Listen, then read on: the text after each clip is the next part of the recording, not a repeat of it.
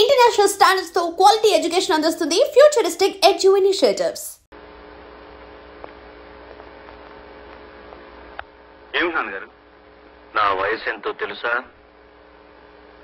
అదేమి నాన్నగారు, తెలుసా? 58 ఉండొచ్చు. నేను ఏ వయసు నుంచి సంగీత సాధన ప్రారంభించానో తెలుసా? 6 ఏళ్ళు. ఇప్పటికి 50 ఏళ్లుగా నేను కచేరీలు చేస్తూనే ఉన్నా. నేను సంగీతాన్ని తలవనది ఎప్పుడో తెలుసా? కేవలం కలలో మాత్రమే. అందుకు కూడా కారణం తెలుసా? సరస్వతీదేవిని అవమానించడం అనే భయంతో, గౌరవంతో. అర్థమైంది. నేను అడవిలో పాడిన పాట మీరు విన్నట్టున్నారు, అంతేనా? అది పాట సంగీతానికి వచ్చిన గ్రహపాట. నువ్వు పాడిన పాట రాగం పేరేమిటో తెలుసా? తెలుసు, హంసధ్వని. హంసధ్వన? కొంచెం మార్చాను వాళ్ళ కోసం. మార్చి ఏం చేశావో తెలుసా? హంసధ్వనిని హింసధ్వని చేశావు. సంగీతాన్ని మార్చేటంత పండిపోయావా శాస్త్రీయ సంగీతంలో?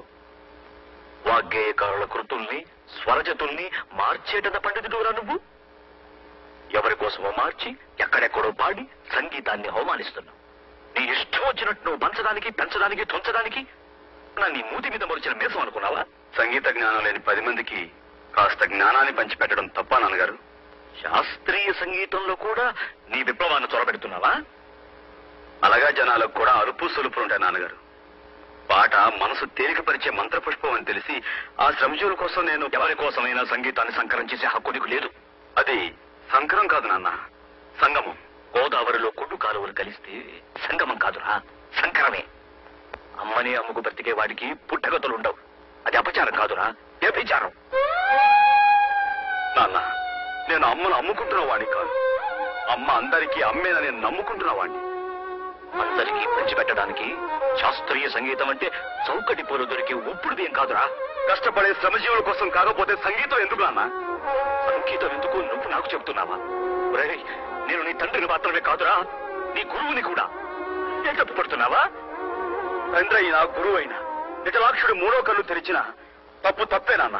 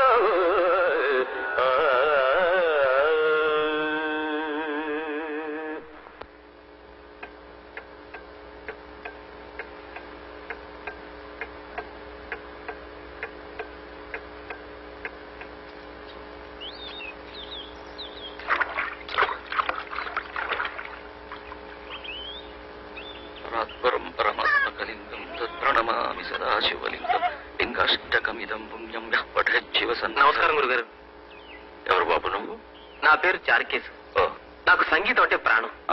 మీ సంగీతం అంటే ప్రాణానికి ప్రాణం. మీ కచేరీలన్నిటికీ నేను హాజరవుతూ సంగీతాన్ని ఏకలవీళ్ళలాగా అభ్యసిస్తున్నాను. బొటనవేలు మాత్రం మీరు అడగకూడదు. ఒక్క నిమిషం ఆశీర్వదించండి. దీర్ఘాయుష్మాన్ భవ. లే బాబు, మీరు కూడా తమ్ములో బాగా పెడతారండి.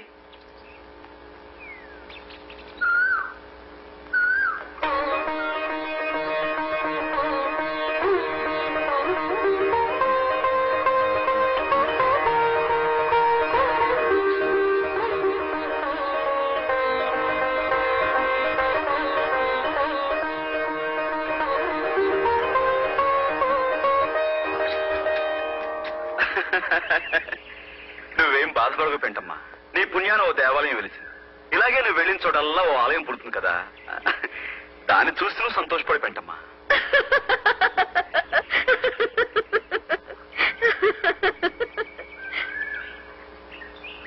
నా పేరు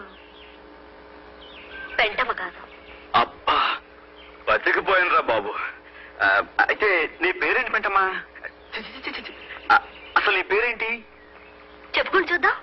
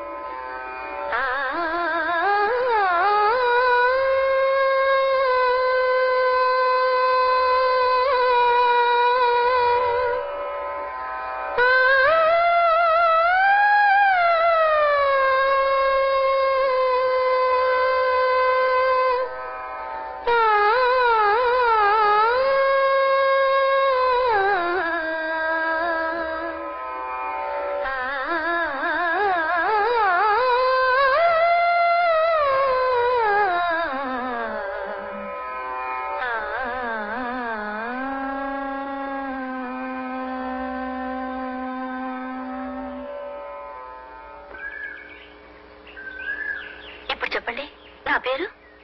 అదే లలిత రాగం. అంటే నీ పేరు లలిత అవునా? కాదు, లలిత శివజ్యోతి.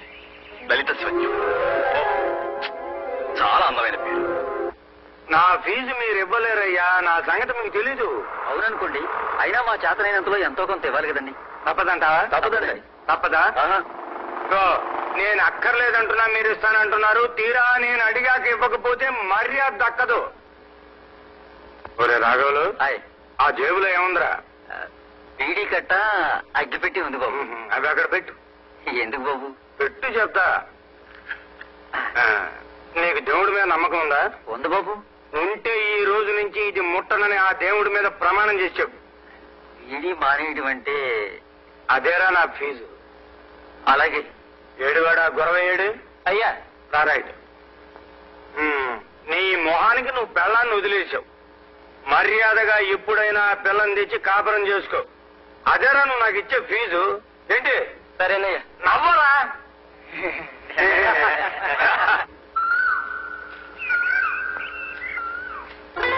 నీ పేరు నాకెంత ఇష్టమో ఇదిగో ఈ విధంగా చెట్ల మీద రాసి చూపించాను. అలాగే నా పేరు మీకు చెప్పాను కదా, మీ ఇష్టాన్ని ఏ విధంగా చెప్తారు? నేను రాశాను ఒక చోట. రాశారా? ఎక్కడ రాశారండి? ఇదిగో.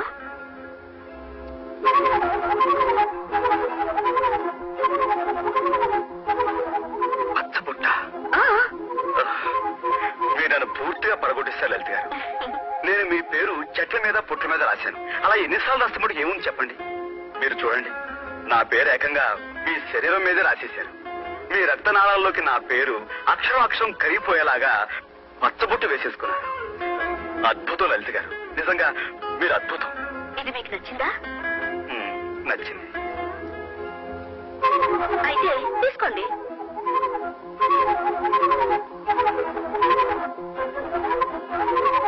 నిన్ను కన్న తల్లిదండ్రులకు కోటి దండాలు. అది ఇంటికి వచ్చి చెప్పండి, సాయంత్రం మీకోసం ఎదురు చూస్తుంటాను. అబ్బబ్బబ్బబ్బబ్బా, ఆ అమ్మాయి మనసు తెలుసుకోవడం బ్రహ్మతరం కూడా కాదు వదినా.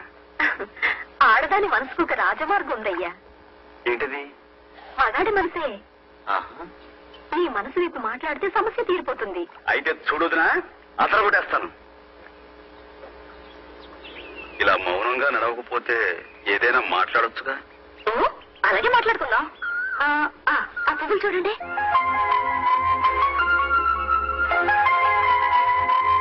చాలా తమాషాగా ఉన్నాయి. 2 కళ్ళు, ముక్కు, నోరు, పెద్ద పెద్ద మీసాలు, అచ్చ మనిషి మొహలాగే ఉంది. బాగుంది కదా. ఈ పువ్వులన్నిటికీ మీసాలు నేనే పెట్టాను. అంతేనా? నేను మిమ్మల్ని ఒకటి అడగాలనుకుంటున్నాను. తీసుకోండి.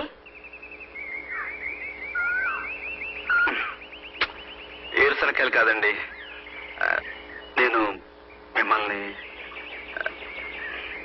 ఎలా చెప్పాలో తెలియటం లేదు. అయితే చెప్పొద్దు.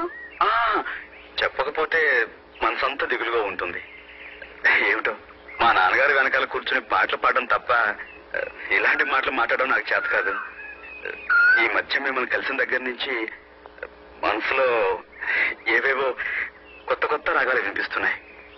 ఎప్పుడు వినని రాగాలు, మధురమైనవి, లలితమైనవి. అవి అనురాగాలని తెలుసుకోవడానికి నాకు ఎన్నాడు పట్టింది. ప్రేమంటే ఇదేనేమో. ప్రేమంటే అంటే ఎప్పుడు మిమ్మల్ని చూడాలనిపిస్తుంది. ఎందుకో మీ దగ్గరే గడపాలనిపిస్తుంది. లలిత రాగం నాకు ఎప్పుడు వినిపించినా మీ రూపమే నా కళ్ళ ముందు మెదులుతుంది. ఇవన్నీ చూస్తుంటే మరి మీరు నన్ను లేదా? నాకు తెలుసు, ఇలాంటి ముఖ్యమైన నిర్ణయాలు తీసుకునేటప్పుడు మీరు బొమ్మ బొరుసు వేస్తారు. ఉండండి, మీ బదులు నేనే బొమ్మ బొరుసు వేస్తాను. బొమ్మ పడితే మీరు నన్ను ప్రేమించవచ్చు, బొరుసు పడితే నన్ను ప్రేమించకూడదు.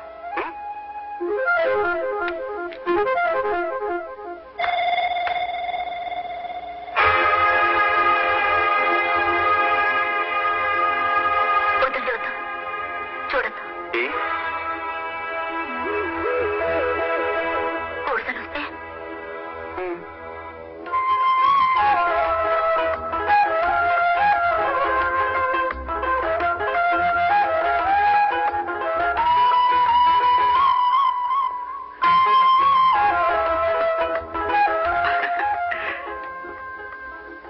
లలిత, ఈ రోజు మాకు కచేరీ ఉంది. ఏమవుతుంది? నేను వస్తాను. సరే, కచేరీలో కలుద్దాం. ఏమిటి, కచేరీకి నువ్వు కూడా వస్తున్నావా? లలిత రాగం లేకుండా కచేరీ ఉంటుందా?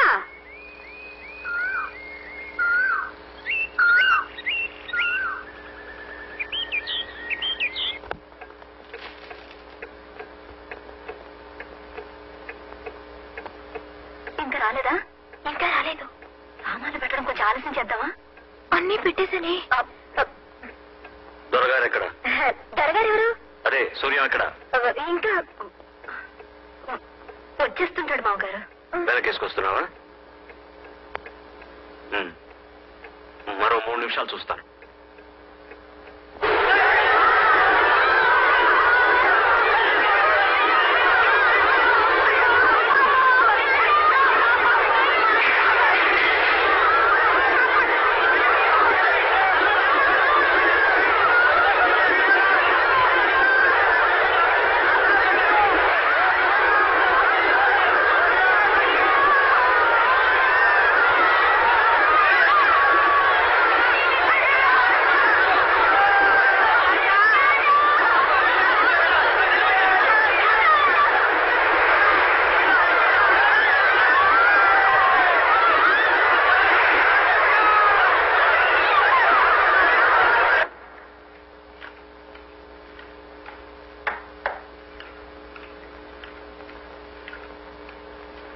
నాన్నగారు, కచేరీ బాగా జరిగిందా?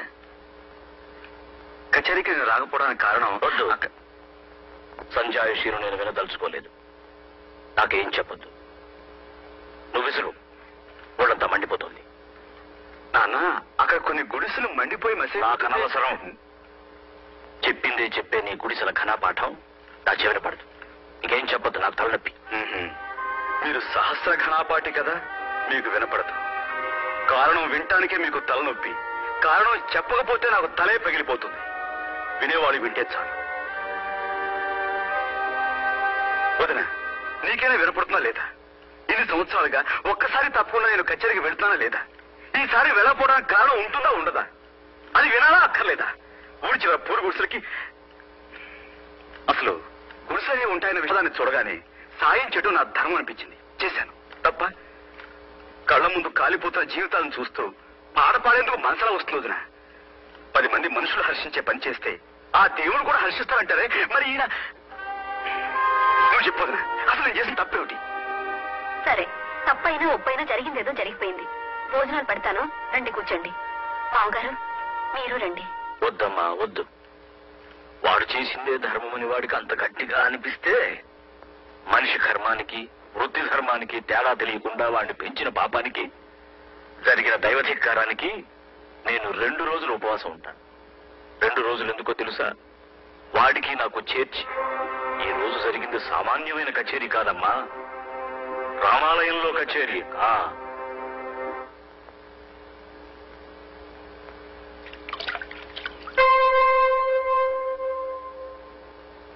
వదినా, నాకు అన్నం వడ్డించు. నాన్నగారు భోజనానికి రా. నేను ఫోన్ చేస్తాను వదినా. నాకు వడ్డించవా?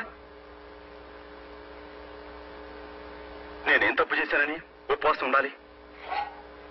పొరుగు వారికి సాయపడటం కూడా తప్ప? చీమ వెంట 1000 చీమలు పడతాయి.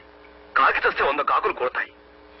జ్ఞానం ఉన్న మనిషి మాత్రం కళ్ళు మూసుకుని భక్తి పాటలు పాడాలా? ఏ దేవుడు చెప్పిన ఉపదేశం ఇది? ముఖ్యంగా మన దేశంలో కావాల్సింది గాన కచేరీలు కాదొదినా, జ్ఞాన కచేరీలు. తప్పు చేస్తే తండ్రి మందలిస్తాడని భయపడే కొడుకే మంచి చేస్తే వెను తడతాడని ఆశపడతారుగా.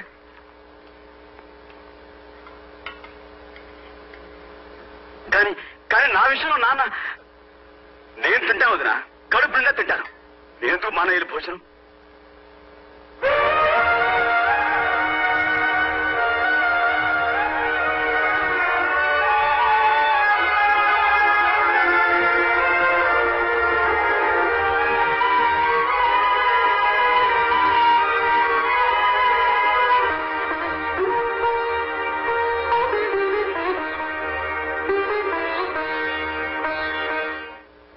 పెద్దానికి ఒక్క మాట అంటే రక్తపోటు పెరిగిపోతుంది.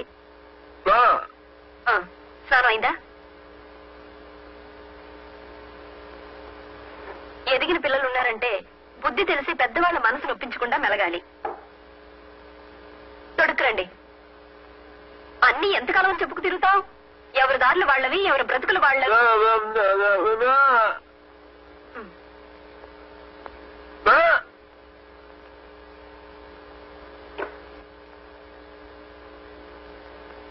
పంచి కావాలా? అతని సంగతి మీరు కూడా పట్టించుకోకుండా ఇలా కుదమరాయిలా నించుంటారేమిటండి?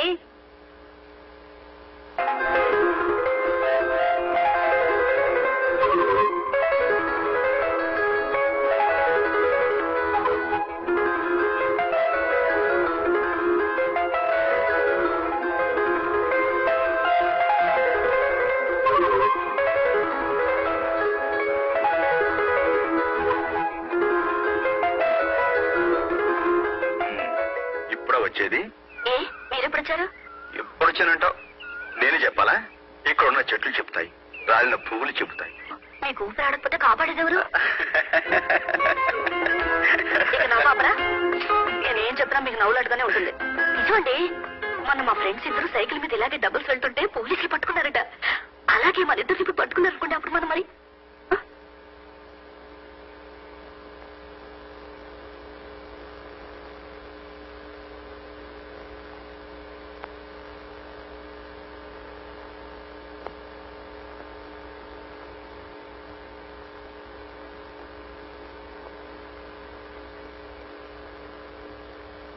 నాన్నగారు, ఈ అమ్మాయి లలితని.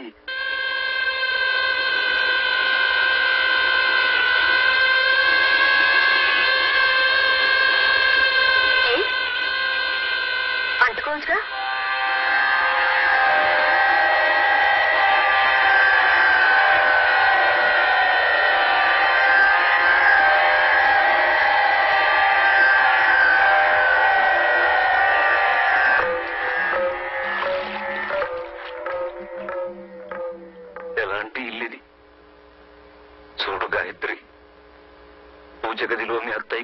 ఇవ్వకపోయినా ఈ నట్టింట్లో ఈ ఉయ్యాలనే పూజ సింహాసనం చేసి ప్రతిరోజు ఆరాధిస్తున్నా.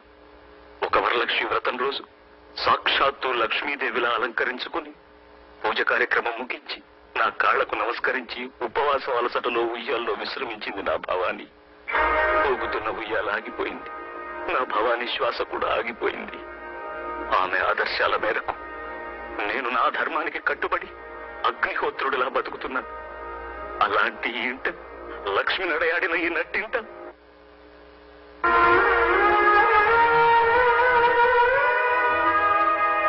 ఏమయ్య సూర్య ఇలాంటి పని చేశావు? ఏమిటొదినా? లలిత ఒక హరిజన్ అమ్మాయని నాతో చెప్పలేదే. ఆ విషయం నా దగ్గర ఎందుకు దాచావయ్యా? ఇందులో దాచేదే ఉందినా? అదొక పెద్ద విషయంగా తీసుకోలేదు నేను. ఆ అమ్మాయి అందంగా ఉంటుంది, పైగా మంచిది. అందుకే ప్రేమించడం తప్పు కాదనుకున్నాను. అంతే. అంతేనా? ఎవరికైనా అంతే కావచ్చయ్యా. కానీ బిలహరి గణపతి శాస్త్రి గారి సంతానానికి అది అంతే కాదు, అంతులేనంత. అంటే అంటే ఇప్పుడు ఏమంటావు వదినా? నీ విషయంలో ఆ పిల్ల హరిజనుల పిల్లని తెలియక నిన్ను ప్రోత్సహించడం తప్పైతే అందుకు నన్ను క్షమించు. ఈ ఇంట్లో పెళ్లి కావలసిన తులసి మొక్క లాంటి చెల్లెలుంది. సంప్రదాయ చందనవనంలో పండిపోయిన మహావృక్షం లాంటి మీ నాన్నగారున్నారు. అలాంటి ఇంట్లో అప్రియమైనవి ఏం జరిగినా అప్పుడు నా ధర్మం. చూడు బాబు, నేను ఇంటికి పెద్ద కోళ్ళు మాత్రమే కాదు, తల్లి తర్వాత తల్లి. బాబు సూర్యం, నన్ను క్షమించు. ఈ విషయం ఇంకేం మాట్లాడుకో.